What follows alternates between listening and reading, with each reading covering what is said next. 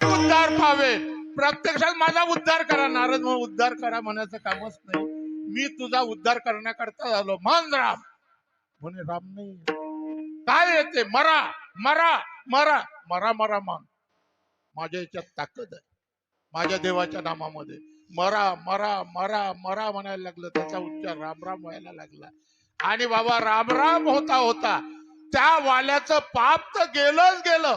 पण जो राम अवताराला जन्माला यायच्या अगोदर प्रत्यक्षात त्याला वागण्याची स्वतंत्रता नव्हती.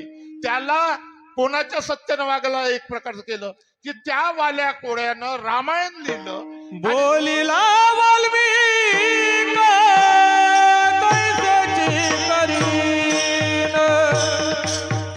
बोलिला वाल्मिक तैसेची करीन. हो बोलिला वाल्मिक तैसेची करीन.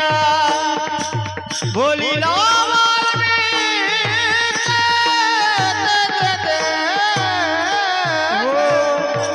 बोलिला वाल्मिक तैसेची करीन.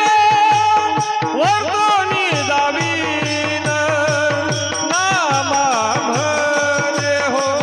वर्तोनी दावीन नामा म्हणे. बोलिला वाल्मिक तैसेची करीन. वरतुनी दावीन नामा म्हणे.